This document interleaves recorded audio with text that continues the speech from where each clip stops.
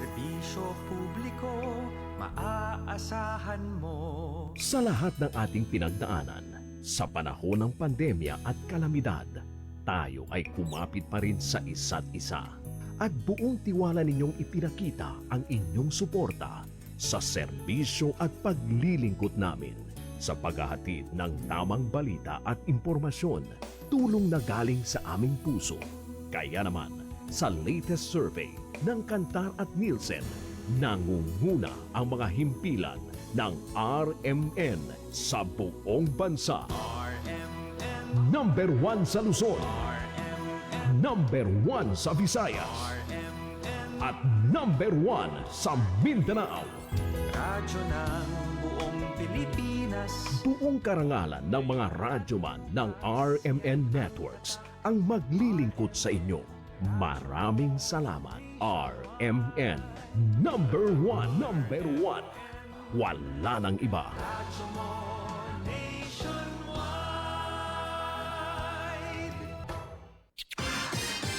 Ito ang DXMY. The Music and News FM station of RMN. Sa Cotabato. 90.9. DXMY. Tumpak na oras mga kasama, ganad na po ang alas 5 ng umaga. Tatak RMN. Unang radyo, unang balita, unang-una sa lahat. Headlines.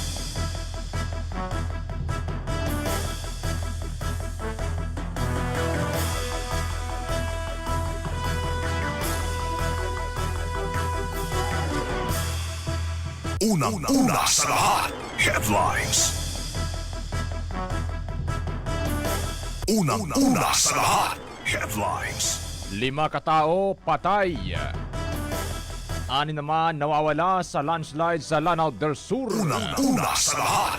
Headlines. Samantala mga kasama, 6 na katao pa nadagdag sa bilang ng mga nasawi sa landslide sa Lanao del Sur. Dahilan upang sumipa na ito sa 11 individualang patay. Unang-una sa lahat. Headlines. Kalsada naman at gutter sa bayan ng Alyosan sa North Cotabato gumuho kahapon. Unang-una sa lahat. Headlines. Kalsada pa rin sa barangay Tapian ng Gato din na Sinsuat sa Maguindanao del Norte. Hindi passable matapos rumagasa ang tubig baha. Unang-una sa lahat. Headlines. Ama ng tahanan naman pinagbabaril patay sa bayan ng Lambayong Sultan Kudarat. Unang-una sa lahat. Headlines. Pagkakilala naman ang bangkay na natagpuan sa river ng Malidagaw SGA Farm. Iniugnay sa nawawalang hiker mula sa Bukidnon. Unang-una sa lahat. Headlines. 1,058 na pamilya naman sa BRMM apektado ng bagyong Inday. Unang-una sa lahat. Headlines. Water interruption ng MCWD sa Cotabato City na asang mararanasan kasunod ng mga pag-ulan. Unang-una sa lahat. Headlines. Food packs at iba pang ayuda naman ipinamahagi sa mga apektadong pamilya sa Parang Maguindanao del Norte. Unang-una sa lahat. Headlines. Kampo naman ni Ginoong Anwar Alamada na nagsumiti ng MR sa Comelec Anbank matapos Naumano'y pawalang bisa ang kanyang COC. Unang-una sa lahat. Headlines. Di daw tugunan na SJ Farm na kilahok sa pagtatalakay ng panukalang Bangsamoro Magna Carta para sa mga PWD. Unang-una sa lahat. Headlines.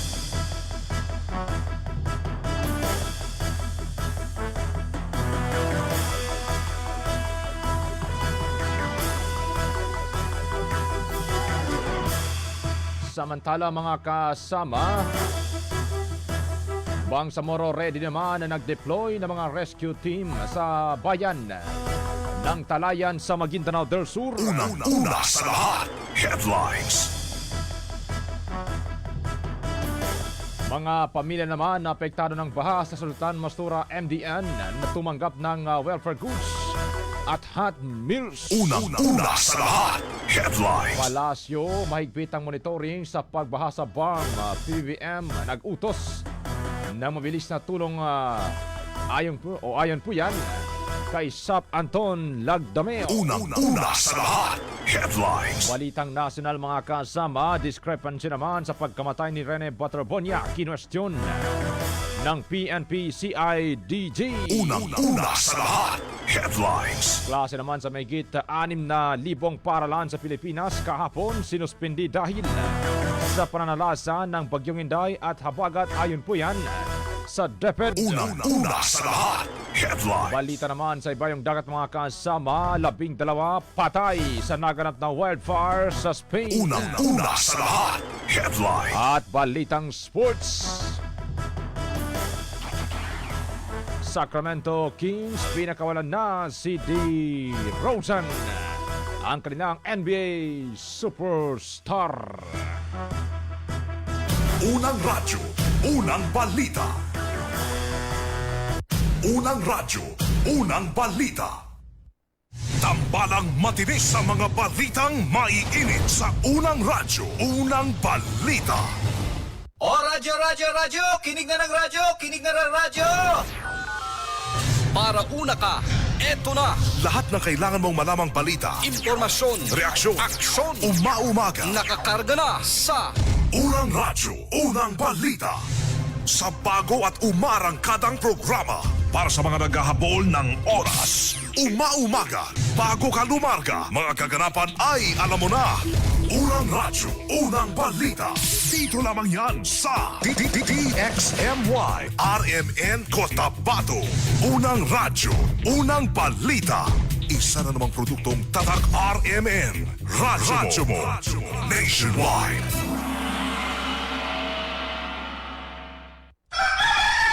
Gising na! Bago na! Unang radyo, unang balita.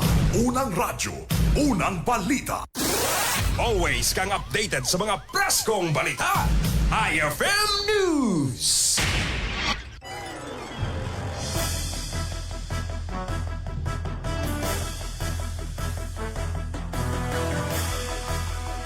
Isa pong magandang umaga mga kasama, mga karadyoman, mga ka-idol.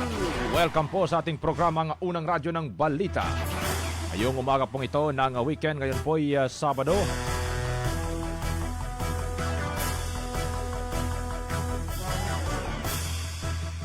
Ngayon po ay July 11, 2026 mga ka-idol. Bismillahirrahmanirrahim. Assalamualaikum warahmatullahi ta'ala wa barakatuh. Good morning, sabah al-khair, dahul in and outside the Bangsamoro region. Mula po dito sa Buluwagang Pambalita ng DXMI 90.9 Cotabato. Sa ngalan po ng ating station manager, Radyoman Sir Erwin Kabilbigan. Sa ngalan din ng ating nakakaagapay dyan po sa may technical side, si Radyoman Danilo Malaran at Radyoman Sir Eric Madamba Jr. sa ating namang digital mga kasama. Sa ngalan din ng pong regular na kakasama tuwing araw po ng weekday sa programang Unang Radyo ng Balita. Unang radyo, unang balita. Radyoman Sir Michael Son, ako naman ang inyong makakabalitaktakan ngayong morning, Radyoman Jule Di Mapalaw. Unang radyo, unang balita. Ating programa live pong napapakinggan mga kasama sa ating frequency na DXMY 90.9 MHz. 90.9 MHz po yan mga kasama sa dial po nito pong mga radyo at syempre sa ating mga official Facebook page. DXMY 90.9 na Cotabato mga kasama, DXMY 90.9 Cotabato. At huwag pong kakaligtaan na mag-like, share and follow sa ating official Facebook page para kayo updated sa mga balita, impormasyon, mga kaganapan na dapat po ninyong malaman. Unang radyo, unang balita. Magandang morning muna sa lahat po ng ating mga viewers, ating po mga tagapakinig sa kani-kanina pong mga radyo mga kasama at syempre sa ating mga commentator via Facebook live stream sa ating pong comment section. Yan, magandang umaga kay Dato Utog-Utog. Good morning. Salam Dato Jul. Watching from SPD Dato Din Nasinswat. Waalaikumsalam kay Danny Labrador. Magandang umaga rin kay Nancy Sabado Blanca Remonde. Good morning po. Watching from Midsayap, North Cotabato. Magandang umaga rin mga kasama kay Merlokman, watching from Buluan. Kay magandang umaga rin mga kasama kay Marvin Leon. Good morning kay Wahida Kan Mamalapat. Shout out naman po sa Mamalapat family ng Kapinpilan, SJ Farm, Kadayangan. Maraming thank you, Jul. Kay Mads Omuds Zainal. Good morning DXMY. Kay Ate Sambay Adam, magandang umaga rin from Almonte Extension, Cotabato City. Kay Miss Bunko, magandang umaga, waalaikumsalam po. Good morning sir, watching from Qatar. Kay Lily Polinar Sugagi, good morning, watching from Pikit, North Cotabato. Kay Beth Suaga Blang, magandang umaga rin. Good morning din Anya. Kay Dol Blah, kala ko ay Dol o Dol. Kay Dol Blah na nakikinig ngayon. Saan kaya? Saang area ito, Ma'am Beth? Sige. Mga unang balitang kailangan mong malaman. Mga isyung huhulma sa inyong kaisipan. Unang radyo, unang balita. Unang radyo, unang balita. 5:10 na po ng umaga mga kasama.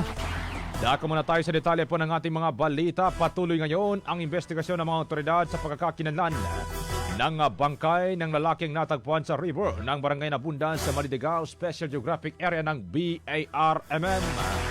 Ayon sa pulisya mga kasama, muling isinailalim sa paghuhukay ang labi upang maisagawa ang DNA cross-matching sa bangkay upang matiyak kung ito nga ba ang nawawalang hiker na si Alhards Zamayla, 31 anyos, na iniulat na missing halos isang buwan na ang nakalilipas mula sa Bukidnon. Sinabi naman ni Malidigao MPS Chief Police Captain Vilma Dimaraw na isa sa mga pangunahing sinusuring anggulo ay ang posibilidad na ang natagpuang bangkay ay si Zamayla. Sa ngayon mga kasama, ay inihintay pa rin ang resulta ng DNA examination habang nagpapatuloy ang malalimang investigasyon sa nasabing kaso. Unang radyo, unang balita.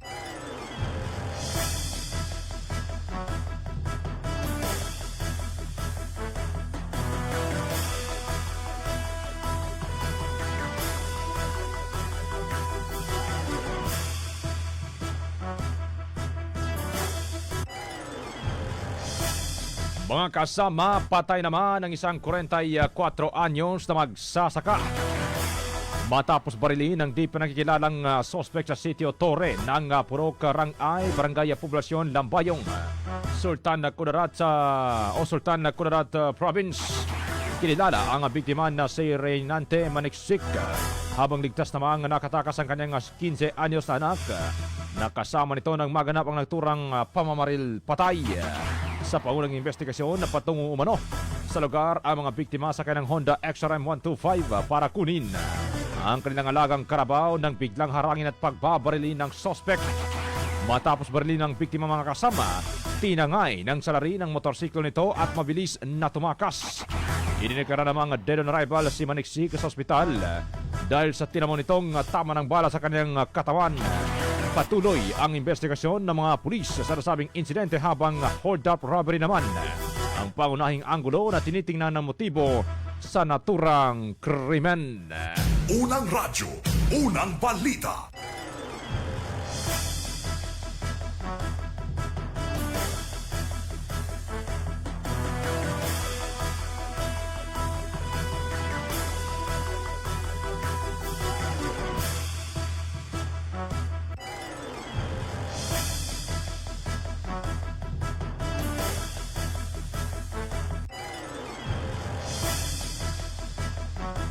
.13 ng umaga mga kasama.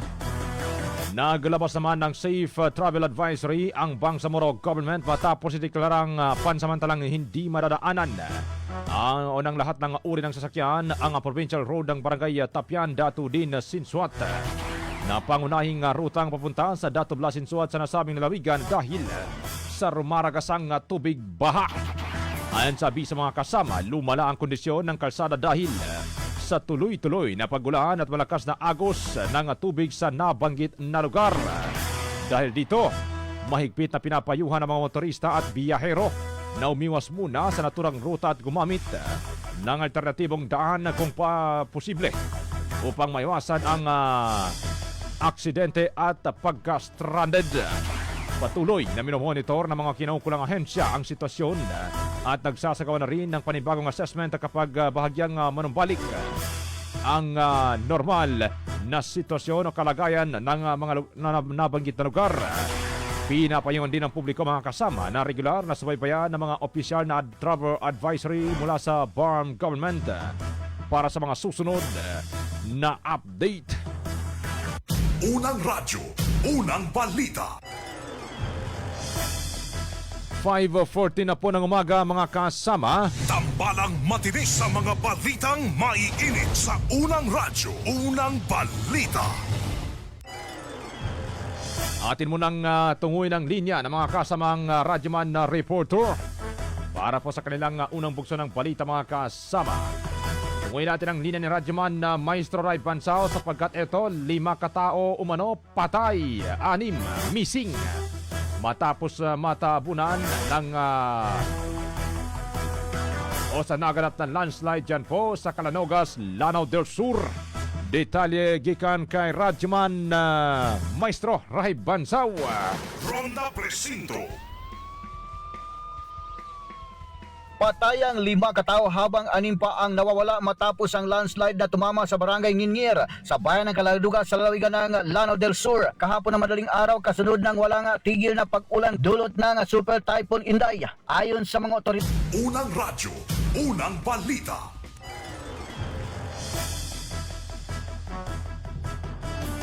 Balikan natin mga kasama ang linya ni radyoman na Maestro Ray Bansao. Go ahead, radyoman Maestro. Ronda Presinto. patay ang 5 katao habang 6 pa ang nawawala matapos ang landslide na tumama sa barangay Nginngir sa bayan ng Caladuga sa lalawigan ng Lanao del Sur. Kahapon na madaling araw kasunod ng walang tigil na pag-ulan dulot ng Super Typhoon Inday. Ayon sa mga otoridad, ilang mga kabahayan ang natabunan ng gumuhong lupa. Agad naman nagsagawa ng search, rescue and retrieval operation ang mga responder na kinakailangan maglakad ng halos sa 10 kilometro dahil sa hindi madaanan ng mga sasakyan ang kalsada patungo sa lugar. Patuloy naman ang manual at mechanical dredging upang mahanap ang 6 na nawawalang biktima habang patuloy rin nagbibigay ng agarang tulong ang mga kinaukulan sa mga apektadong pamilya. Kasama mo sa DXMI 90.9, Radyoman Maestro Ray Bansao Tatak Armen. Ronda Presinto.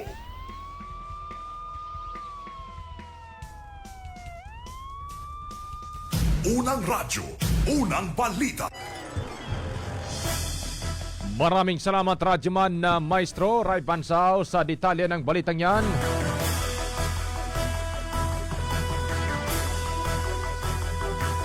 Samantala mga kasama, tungoy naman natin ang linya ni radyoman Daisy Mangod sapagkat binabanggit dito mga kasama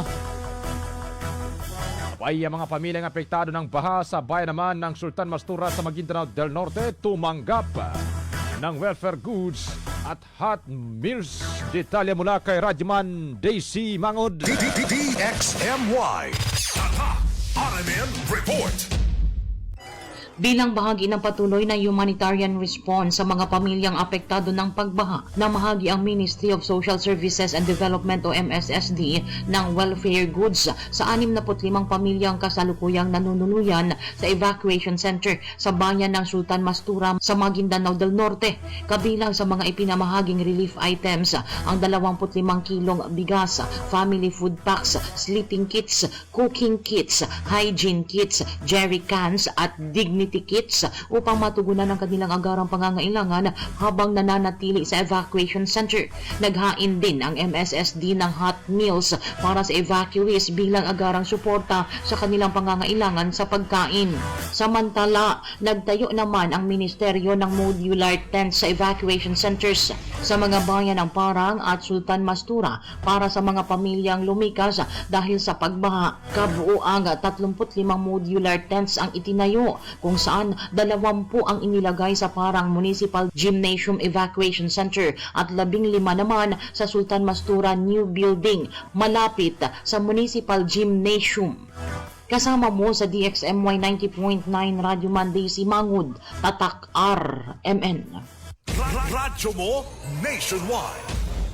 Unang radyo, unang balita. Maraming salamat radyoman Daisy Mangod sa detalye ng balitang yan.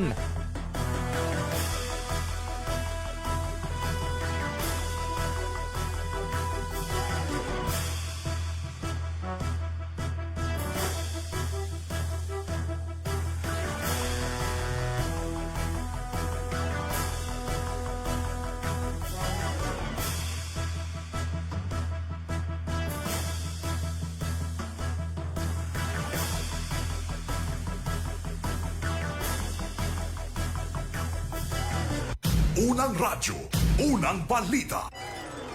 Samantala mga kasama, atin namang dakuan ng linya ni Radyoman Eb Sabang sapagkat binabanggit dito mga kasama.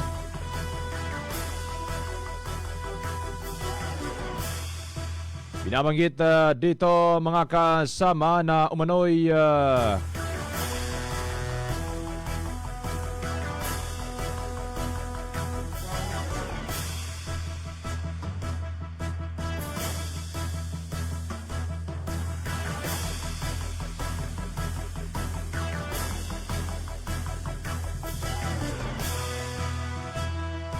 tabayanan natin mga kasamang linya ni Radyoman Eb Sabang sapagkat dalawang lalaki pinagbabaril ho. Diyan naman sa bahagi ng RH11 kanina. Detalye ng balita mula kay Radyoman Ebs Abang Radyoman Ebs. Dali lang at ayusin natin mga kasama. Unang radyo, unang balita.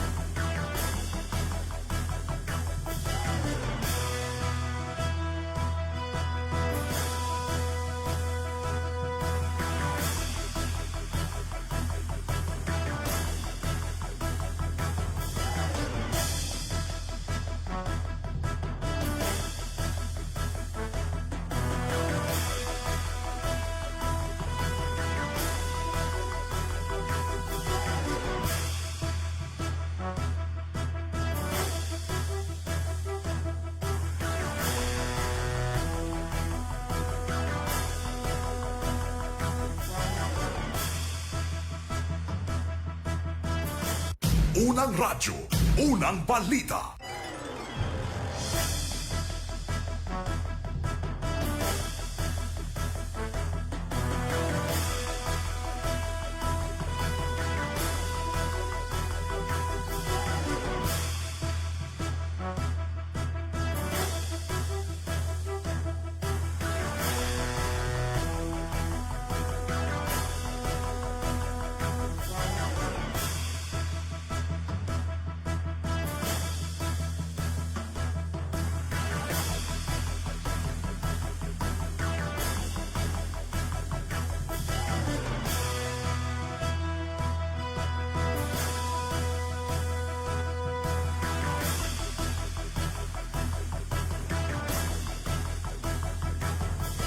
Unang radyo, unang balita.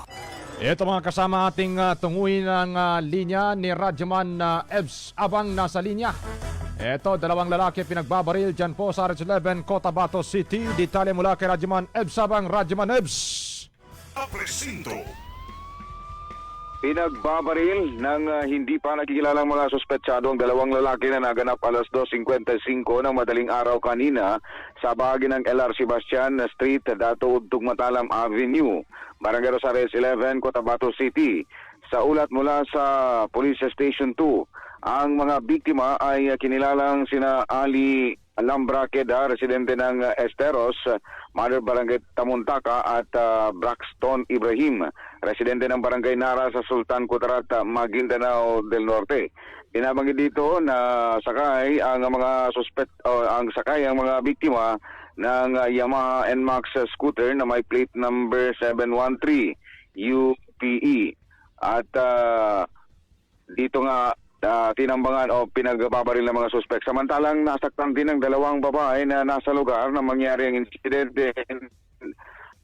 mabilis na isinugod sa pinakamalapit na bahay pagamutan. Kasama rin ang dalawang biktima na binabanggit na naisugod sa ospital ng mga responding BPAT ng Rosario Heights 11. Sa ngayon, patuloy pa rin ang ginagawang investigasyon ng Police Station 2 upang malaman ang motibo at ang nasa likod ng nasabing pamamaril. Kasama mo sa DXMY 90.9 RMN Cotabato, Radyo Manebs, Abang Tatak RMN. Ronda Presinto.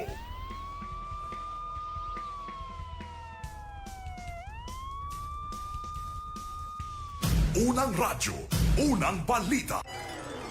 Maraming salamat Radyoman Eb Sabang sa detalye ng balitang yan. Dito meron na naman kanina sa Cotabato City. Ay nako. Binigyan lamang ng 10 days mga kasama after 30 June 30 last week. Sinundan na naman. Ay nako. Sige.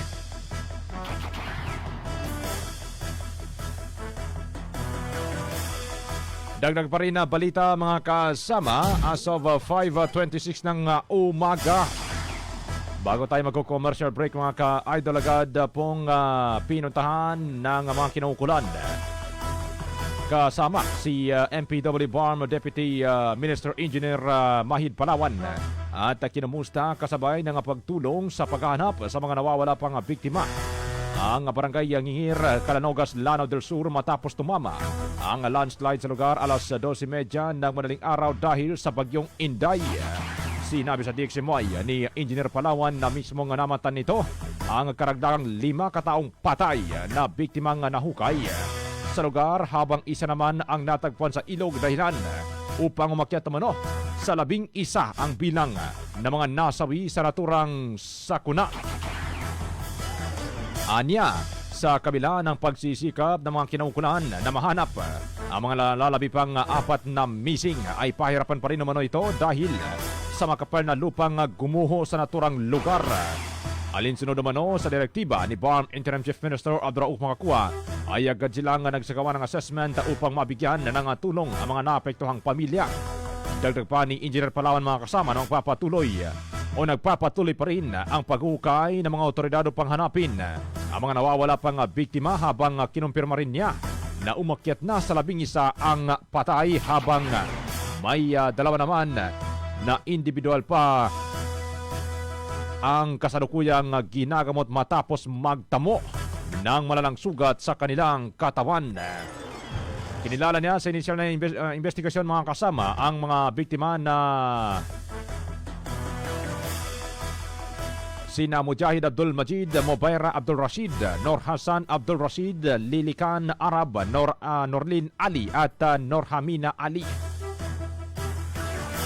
Kabilang dyan, ang iba pang nauna nang naiulat na nasawi mga ka-idol. Unang radyo, unang balita.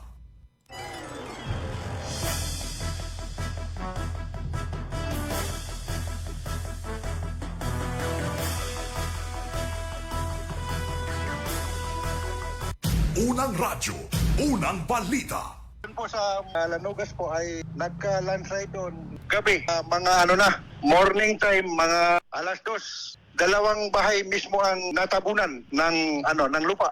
Nasa National Road po ito. Gabing yun, habang masarap ang tulog nila, nagka-landslide po. Hindi na nila na malayan na nakakuan na yung mga bahay nila. Natabunan ng lupa. 2, pero namatay kasi is bangkay na kuan ko mismo na witness is 5. Tapos meron yung isang bahay doon is merong 6. Meron pang missing 4.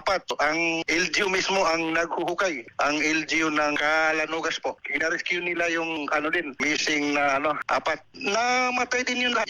Bali yung sa video, yung pagkuhan ko sa kanila, bisita is yung 5. Yung nanay, tatay, tapos meron siyang kuhan na maliliit pa na mga bata. 3. Tapos yun naman sa isang side kasi malaki kasi yung volume ng lupa ng landslide, so hindi basta-basta doon mag-ano sa bilang area. So doon meron pong bangkay din doon na 11, 10, tapos merong doon sa river isa, so pang 11, tapos merong missing na 4, ang yung ano na yun, 4 na missing, doon na yun sa ginahukay na lupa. Opo sir, 4 ang still missing. Doon din sir si Mayor Benito. Unang-una sir, andun sir yung local government ng Unang radyo, unang balita. 5:30 na po ng umaga mga kasama. Kinumpirma rin niya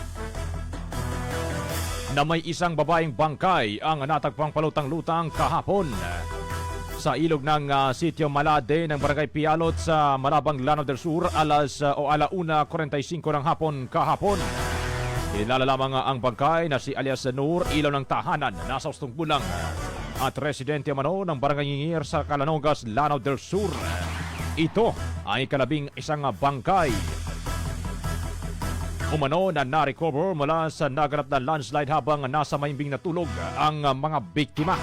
Posibleng inano umano nang ramaragasang tubig baha ang biktima ng humigit kumulang 7 kilometro bago ito natagpuan sa nasabing ilog sa lugar.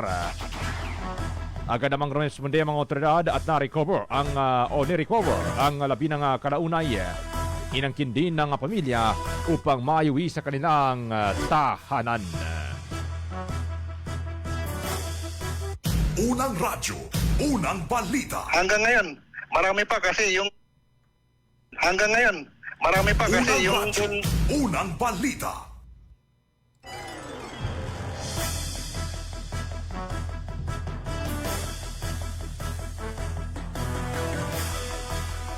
Unang radyo, unang balita. in behalf ng Ministry. Unang radyo, unang balita. Oh, yes sir. Yung isang bangkay na yan sir, doon yan sir galing sir kasi ang mga bahay nila sir doon sa baba niya sir. Merong merong river. So ang direction niya sir doon sa baba sir ng Malabang. Oh yes sir, kasi nung bilangin namin sir yung mga bangkay sir is yung 5. Tapos meron namang sama na yung natagpuan sir na bangkay diyan sir sa river. Sa area ng Malabang. Itong hapon na sir, mga siguro mga 1:45 yung time na gikuan nila sa akin.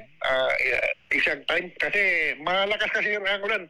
Hanggang ngayon sir, malakas din sir yung ulan. So, yun sir yung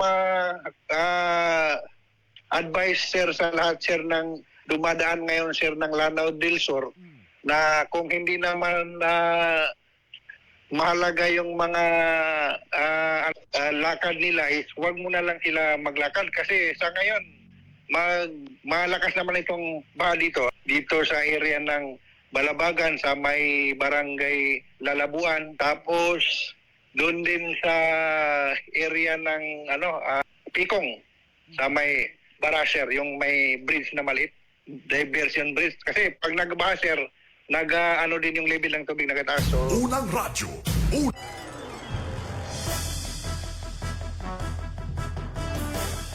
5:33 na po ng umaga mga kasama. Yan po si Engineer Mahid Palawan. Siya pong Deputy Minister ng MPW BARM sa panayam ng DXMY. Babalik tayo mga kasama. Maya-maya makalipas ang ilang mga mahalagang patalastas. mga unang balitang kailangan mong malaman. Mga isyung huhulma sa inyong kaisipan. Unang radyo, unang balita. Unang radyo, unang balita. Idol, meron ka bang may Milo story? Kwento ng batang Milo champion ba yan? Ibahagi na yan dahil baka ikaw manalo ng exciting prizes. Mga idol sa Cotabato, isang masayang Sabado ang naghihintay sa inyo ngayong July 11 para sa Milo Champion Energy Race. Kita-kits tayo sa covered court ng Bliss Project, Barangay Rosaries No. 8, Cotabato City para sa ating main highlight, ang tapatan ng Walong Bomb at Kid Bears na magpapakitang gila sa ating race.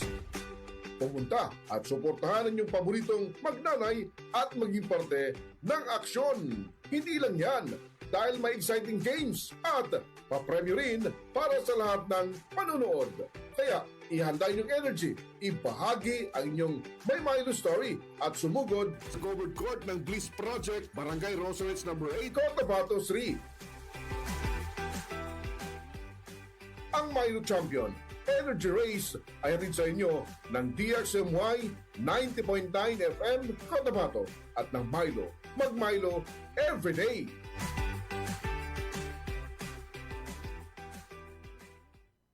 To serve the public well, I have to take care of myself first. As an information officer in a regional government office, grabe talaga ang demands. Long hours, fieldwork, and managing campaigns for 20 programs all at once. Thank God for the strength na binigay niya sa akin. At syempre, in my part, I eat healthy foods and I exercise regularly. Plus, sa tulong ng MX3 capsule na verified with alpha, beta, and gamma mangustin. Ako si Michelle Franca, MX3 capsule, dito ako believe.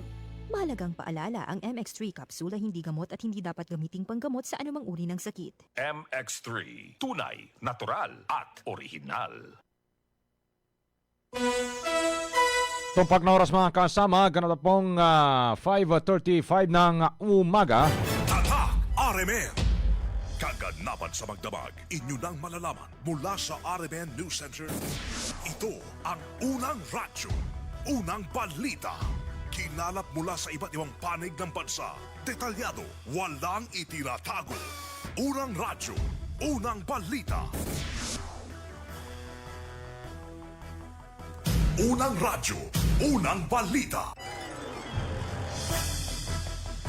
Tuloy po sa ating programang Unang Radyo ng Balita mga kasama. Ngayong umaga pong ito ng Sabado. Ngayon po ay July 11, 2026. Magandang morning pa rin ang ating pagbati sa lahat po ng mga commentator, sa lahat po ng mga tagapakinig ng DXMI. Anyway, congratulations nga pala sa lahat po ng mga nanalo kahapon doon po sa ating Milo Idol Suki Check. Tumanggap po sila ng cash at meron pang Milo product. Ano ba yun? Yung pang tumbler. At meron pang Milo bag mga kasama. Magandang morning Magandang morning lalo na yung dyan po sa bahagi ng Barangay Poblasyon 2. Ano ba yun? Poblasyon 2 ba yun? Dito sa bahagi ng Mother Barangay pala. Ano? Lalo na yung dito sa bahagi ng RH10 mga kasama. Amin pong sinugod kahapon ng Team DXMY. Siyempre sa programa pong Milo. Thank you pagtangkilik sa DXMY at siyempre maraming salamat din sa mainit na pagtanggap po sa amin mga kasama. Sa susunod once na sinabing may premyo, may premyo po talaga mga ka-idol. Huwag na pong patumpik-tumpik pa. Hindi yung mag-aantay ka pa ng parang nag-aantay ng ulan. Saka natin sasabihin na ulan, bumagsak na. Ayun, pag umulan, wala na. Kumbaga huli ng lahat. Anyway, congratulations at ating pong programa mga kasama. Magpapatuloy ho yan ngayong araw, Sabado. Ngayon pong July 11, 2026. Ang programa ngayong umaga mga kasama, gaganapin naman with Milo pa rin Diyan po sa may bahagi naman ng covered court ng Bliss Project. Kaya sumugod na mamaya mga kasama. Isama ho ninyo ang mga ticketing, yung mga enthusiast ticketing mapa-champion man yan. Kaya nang inyong narinig kanina na commercial break. Sa commercial break ho natin. At siyempre ang kanila pong nanay mga kasama. Isama ho ninyo. At baka kayo po ang maswerteng makakatanggap, mananalo ng mga papremyo doon ho sa aming pong handog. Mula po sa Milo. Kaya mag-Milo everyday mga ka-idol. Sige, magandang morning muna mga kasama kay good morning kay Sir Banji Mampon. Magandang umaga, Sir Rajaman from mga Kudaratenyos. Malamig na umaga po sa lahat. Kay Betsu Gabla, good morning din. Norme Bandal ng Poblasyon 8, Cotabato City sa may Kakar. Sa lahat po ng mga taga-Kakar, good morning. Kay Ansari Pakil, good morning din. Watching from Manili, Carmen, North Cotabato. Kay Dato Pike Benito, good morning din from Dato din Sinsuat. Farid Abdurrahman Impal, good morning from Tabiran sa Apo. Tabiran ng Kabuntalan. Magandang umaga rin kay Hadja Fauzia Chio. Malamig o malalim po ang tubig dito sa amin sa Dato Piang. Aba, bahagi ng Dato Piang pala, ano? Kabilang yan mga kasama sa mismong tinamaan ng tubig baha. Kay Merlin Sanchez Jeronimo, good morning ha. Ingat po kayo dyan, Ma'am Hadja Fauzia Chio. Kay Talipasan Samir, good morning din from Barangay Buluan, Ord Kabakan. Magandang umaga kay Randy Santisas. Mads Ambag, good morning from Alabangan, Zamboanga del Sur. Kumusta ang baha dyan? Kay Abdul Raj, good morning din. Gandang umaga, idol sa mga kabang sa Morok. Kumusta ang baha dito po sa Busaon, Banisilan? Watching from doon sa binanggit kong lugar. Kay Arlenas, good morning din from Malabungan, Dato din na Sinsuat MDN. Magandang umaga rin syempre mga kasama kay Inday Mel Misamin, good morning from RH5 Cotabato City. Ayan na, kay Zara Ganoy Uto, good morning din DXMI from Salama, Banisilan, Cotabato. Magandang umaga rin kay Abay Umulkulsum Timbang Waya. Kay Dato Tongwaya, good morning from Purok Bayalabi ng Dato Balabaran. Kay LJ Landau, good morning. Nakikinig po sa lahat po ng mga nakikinig sa sitio Ulango, Barangay Labungan. Thanks and good morning. God bless you all. Kay Norma Uto Buka. Siya rin ito eh. Magandang umaga po mga ka-idol. Mga unang balitang kailangan mong malaman. Mga isyong huhulma sa inyong kaisipan. Unang radyo, unang balita. Unang radyo, unang balita. 5:41 na po ng umaga mga kasama. Tuloy po sa detalye ng ating mga balita. Abay, naka-apekto po ang tuloy-tuloy na pagulan sa isang konkretong guard gutter sa Purok 5 ng Barangay Lawili, bayan ng Alyosan sa North Cotabato, matapos itong gumuho at mabasag ang bahagi ng istruktura at ilang bahagi ng kalsada sa nasabing lugar. Base sa obserbasyon ng mga residente, lumambot naman ang lupa sa paligid ng gutter dahil sa walang tigil na pagbuhos ng ulan kahapon sa mga nakalipas o maging sa mga nakalipas na araw.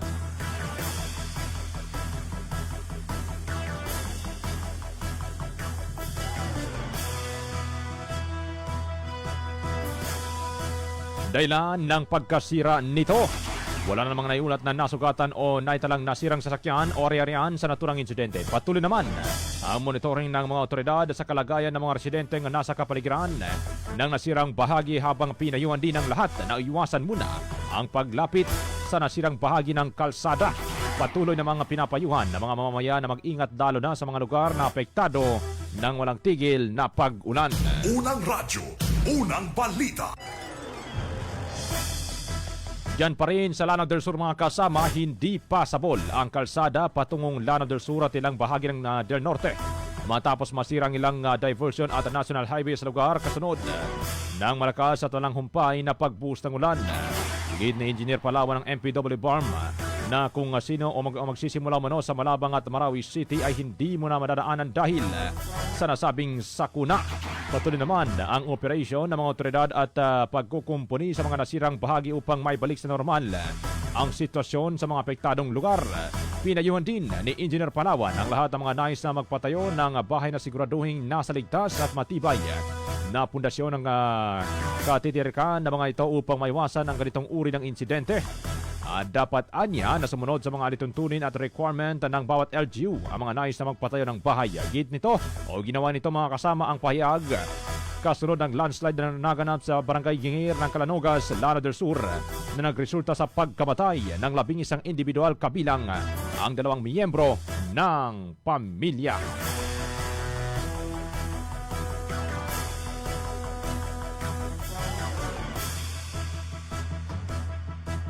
Unang radyo, unang balita. Hanggang ngayon, marami pa kasi yung road from Malabang to Lanao del Norte, naka-stranded din yung mga sasakyan kasi merong diversion bridge doon. Tapos nasira na din yung diversion bridge doon kasi meron mga ginagawa ang National DPWH na bridge, tapos meron silang diversion, so yung malit na bridge yun nasira na din. So baka assist na din sir yung DPWH National Region 10. Kung ang rota mo sir is from Malabang to Marawi City, 101% sir, hindi sir madaanan. Wala nang way sir na makadaan. Unang radyo, unang balita. Mga kasama, dito naman sa Cotabato City, magkakaroon po ng pansamantalang low pressure hanggang no water service supply. Ang ilang bahagi ng Cotabato City simula alas 7 ng gabi ngayong darating na Lunes, July 13 hanggang alas 3 ng madaling araw ng Martes, July 14. Ayon po yan sa Cotabato o Metro Cotabato Water District o MCWD. Isasagawa po kasi mga kasama ang interconnection ng 6-inch PVC pipe at 2-inch PVC pipe sa kahabaan ng Amado Papa Extension. Rosary Heights 10 na magre-resulta sa pansamantalang pagsasara ng ilang valves upang maisagawa ang naturang proyekto. Kabilang sa mga maapektuhang lugar ang Roles Subdivision Road, Purok Banyas, Purok Zion B, Mentang Samama Street, Purok Awal, Catalina Austria Extension, LR Sebastian, Peña Francia at Proveyors Subdivision. Pinayuhan naman ng MCWD ang mga residente sa mga nabanggit na lugar na mag-imbak ng sapat na supply ng tubig habang isinasagawa ang maintenance work sa loob ng dalawang magkasunod na araw. Unang radyo, unang balita. 5:45 ng umaga mga kasama. Ito, sumipa na po sa 18,058 ang bilang ng mga pamilya o katambas ng 90,140 na individual ang naapektuhan ng Southwest Monsoon at Bagyong Inday sa Bangsamoro Autonomous Region ayon sa pinakauling status report ng Ministry of Social Services and Development o MSSD na nilabas kahapon alas 12 ng tanghali. Sinabi sa DXMY ni Hayafina Giling Makaanga, Disaster Response Information Management Section Head ng naturang ahensya na naitala mga apektadong residente sa 82 na barangay sa 15 munisipalidad sa 3 lalawigan sa BARMM. Sa report mga kasama, 3,947 na pamilya o katambas ng 19,735 na individual ang nananatiling lumikas dahil sa naturang kalamidad. Sa kasalukuyan, may 22 aktibong evacuation centers naman sa BARM na tumutuloy o tinutuluyan ng mga evacuees mula sa Maguindanao del Norte, Maguindanao del Sur at ng Lanao del Sur. Patuloy naman ang assessment at relief operation at iba pang ayuda ng MSSD sa pakikipagtulungan ng Bangsamoro Government, mga local government unit at iba pang ahensya upang matugunan ang pangangailangan ng mga pamilyang naapektuhan ng bagyo. Unang radyo, unang balita.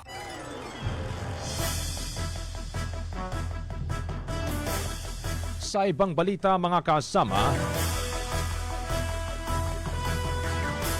abay nagsumiti po ng motion for reconsideration ng kampo ni Anora Lamada sa Comelec 2nd Division Kaulay.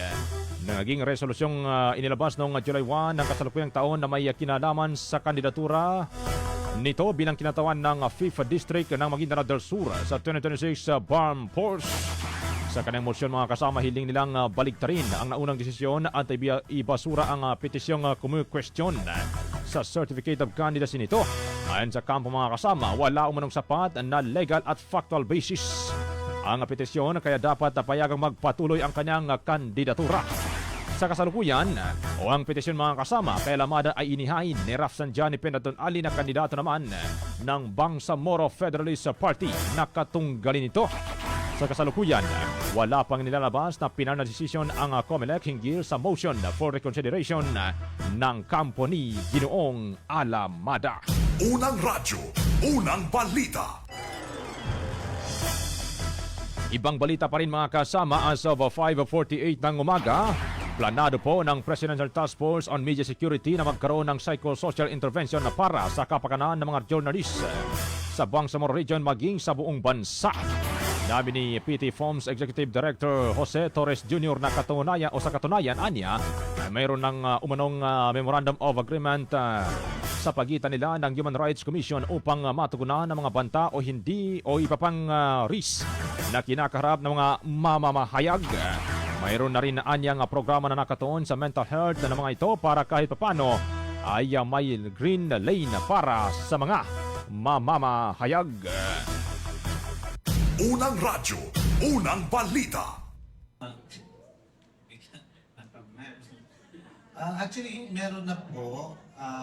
Last year, we already signed a memorandum of agreement with the Commission on Human Rights para sila yung mag-handle doon sa psychosocial intervention for the media kasi bahagi ito ng programa ng Commission on Human Rights. Next month po, pinag-aaralan din po natin na pumasok ng isang memorandum of agreement din po doon sa mental health. Ano yun? Yes po, sa mental health under the Department of Health para po may ano po specific para sa media. Yung parang yung doon sa CICC may tinatawag na green lane. Unang radyo, unang balita.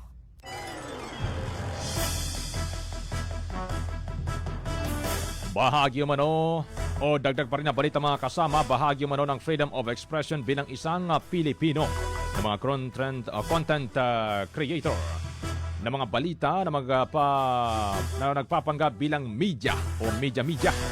Ayon kay PT Fonds President o Executive Director Jose Torres Jr. Kung tutusin ay matagal na ani Torres na mayroong ganitong uri ng mga tao na naninindigan bilang journalist, ngunit dumami lamang ito sa pagsibol ng social media. Unang radyo, unang balita. Gusto po nating linawin yan, ma'am. Lahat po pwedeng maging media. Bahala siya kung i-claim niya na media. Kasi bahagi po ito doon sa ating kalayaan ng pamamahayag, yung ating exercise na ating freedom of expression and opinion. Lalong-lalong matagal na po na panahon na merong ganong karapatan ng bawat isa. Ngayon lang medyo dumami kasi meron ng mga platforms na social media ang tawag. At nare-recognize po natin yung evolving na media landscape. So, itatanong ko sa inyo, halimbawa, ibabalik ko sa inyo, may mga kaibigan kayo, si Christian Isguera, media o hindi? Unang radyo, unang balita.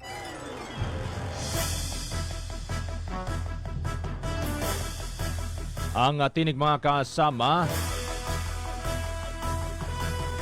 ni PT Fonds Executive Director Jose Torres Jr.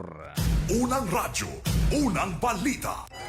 5:52 na po ng umaga mga kasama. Ibang balita pa rin. Dito pa rin tayo sa Cotabato City sapagkat ipinagmamalaki po ni Cotabato State University President Dr. Sema Dilna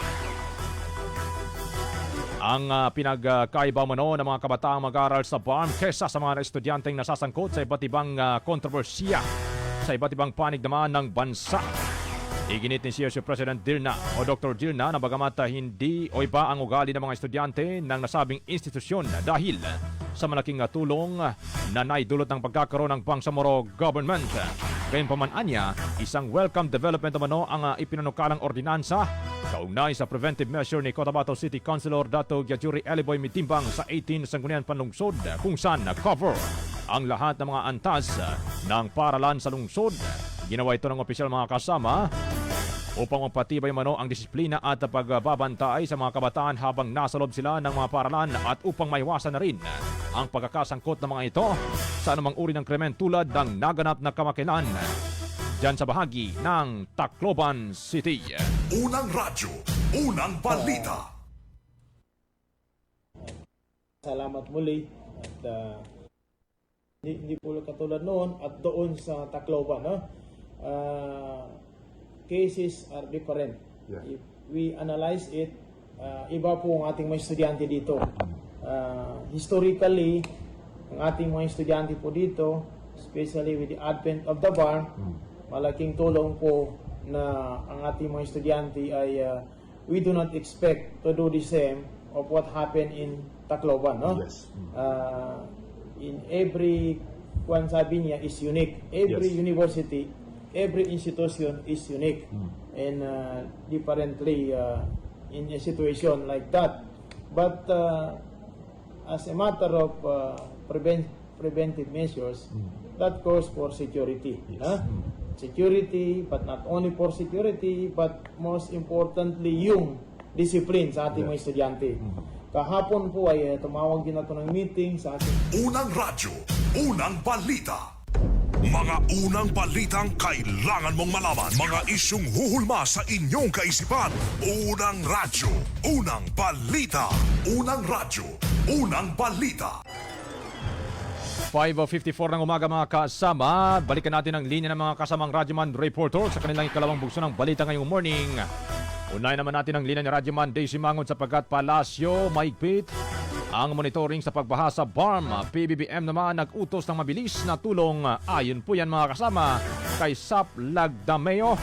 Detalye mula kay Radyoman Daisy Mangon. DXMY RMN Report. Tiniyak ni Special Assistant to the President o SAP Anton Lagdameo Jr. ang patuloy na pagtutok ng administrasyon sa agarang pagtugon sa pangangailangan ng mga komunidad sa Bangsamoro na naapektuhan ng malawakang pagbaha alinsunod sa direktiba ni Pangulong Ferdinand Marcos Jr. habang mahigpit na minomonitor ng Malacanang ang sitwasyon sa rehiyon. Inihayag ng OSAP na sa atas ni Pangulong Marcos sa pamamagitan ni SAP Lagdameo Jr. inatasan ang mga kinauukulang ahensya ng pamahalaan na mahigpit na subaybayan ang sitwasyon sa Bangsamoro Autonomous Region at agarang tukuyin ang kinakailangang ayuda para sa mga komunidad na naapektuhan ng pagbaha. Patuloy na lumalala ang pagbaha sa iba't ibang bahagi ng Bangsamoro kung saan iniulat ng Bangsamoro Rapid Emergency Action on Disaster Incidents o Bangsamoro Ready na nitong Biyernes, July 10, hindi bababa sa 44,000 na pamilya o humigit kumulang 220,000 na individual ang naapektuhan. Halos 2,900 pamilya ang pansamantalang nanunuluyan sa 19 na evacuation center. Kasama mo sa DXMY 90.9 Radio Monday si Mangud, Tatak RMN. Radyo mo nationwide. Maraming salamat Radyoman Daisy Mangon sa detalye ng balitang yan. Samantala mga kasama, follow up pa rin sapagkat tawiran. Diyan naman sa bahagi ng Barangay Tapian ng Dos. Pansamantalang di madadaanan. Detalye mula kay Radyoman Maestro. DXMY RMN Report. Hindi na muna makatawid ang mga motorista at mga residente sa Tuca River sa Barangay Tapian sa bayan ng Dato Rinsinsuat sa Maguindanao del Norte dahil sa malakas na agos ng tubig dulot ng patuloy na pag-ulan na hatid ni Bagyong Inday. Ayon sa ulat, apektado ang tawiran papuntang West OP. Kaya pinayuhan ang publiko na umiwas sa lugar habang nanatiling mapanganib ang sitwasyon na. Patuloy namang nagsasagawa ng monitoring ang Dato Rinsinsuat Municipal Disaster Risk Reduction and Management Office o MDRRMO upang matiyak ang kaligtasan ng mga residente at agad na makapagbigay ng kaukulang responde kung kinakailangan. Kasama mo sa DXMY 90.9 Radyoman Maestro Rahi Bansao Tatak RMN. Radyo mo nationwide. Unang radyo, unang balita. IFM News. IFM News. IFM News. Showbiz. Mga kasama, balikan natin ang linya ni Radyoman Daisy Mangod para po sa kanyang Showbiz Report. May Heart Evangelista nakipagtapatan naman ng angas kay Cardi B. Detalye mula kay Radyoman Daisy Mangod. Bumida na naman si Heart Evangelista sa iba't ibang international fashion content creator. Makikita sa IG ng mga fashion content creator ang maraming ganap ni Heart mula sa kanyang paglalakad patungo sa event hanggang sa pwesto nito sa ramp show. Tampok rin si Heart sa design ni LVMH habang nakaupo sa front row ng show. At ang pinakapasabog ni Heart ay ang black and white fantasy, sharp edge ng designer na si Robert Woon.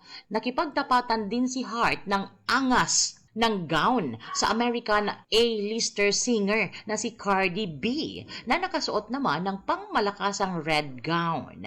Mas pasabog ang ganap ni Heart sa season na ito ng Paris Fashion Week dahil lumalabas na paborito siya ng mga fashion content creator.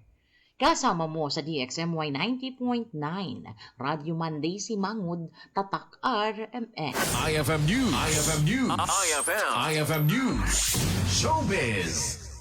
Unang radyo, Unang balita. Maraming salamat Radyoman Daisy Mangon sa detalye ng showbiz report na yan. Maraming salamat sa ating mga kasamang Radyoman reporter sa kanilang balita ngayong umaga mga kasama. Uy, nakikinig pala sa atin ha. Assalamualaikum, mapya mapita. Papundayan namin Bangsamoro Mufti from Bangsamoro Daruleta, si Grand Mufti Sheikh Abdul Rauf Jalani.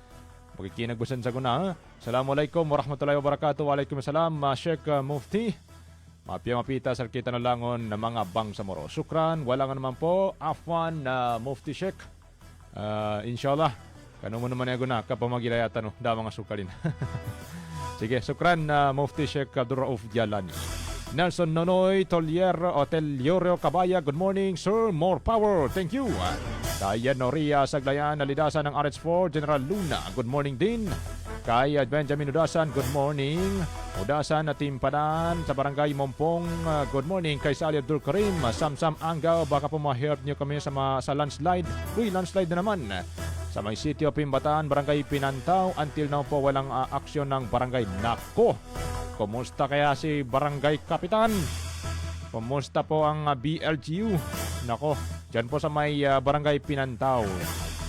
LGU po ng parang mga kasama sa Maguindanao del Norte. Good morning naman kay Tungko Hashim from RH6 Cotabato City, Marvin Leon. Magandang umaga, Tristan Yat Gulay. Good morning, Karadyo Man. Eksaktong 6 o'clock na po ng morning mga kasama. Pahabol lang, mapya mapita, Karadyo Man mula sa 39 Barangay Sang Sultan, Cotabato. Galing po yan kay Kuya Pres Sultan. Janet Vinted, kilometer 23. Good morning, Barangay Kibukay, kaya Lily Polinar Sugagil, magandang umaga rin, labas ng Pikit, kay Ross. Sige, sa ngalan ng ating station manager, Radyoman Sir Erwin Kabilbigan, sa ngalan din mga kasama ng buong puwersa ng DXMY RMN Cotabato, na handa ng sumulong. Patungo naman dyan sa covered court ng Bliss Project sa RH8 Cotabato City. Ako po ang inyong naging tagapaghatid balita, Radyoman Julie Mapalaw, Tatak Aramen. Magandang umaga at marami pong salamat. Buo ang integridad sa pagkalap at paghahatid ng mga balita. Walang haka-haka, walang duda. Buo at totoo ang mga balita. Kapag Tatak RMN.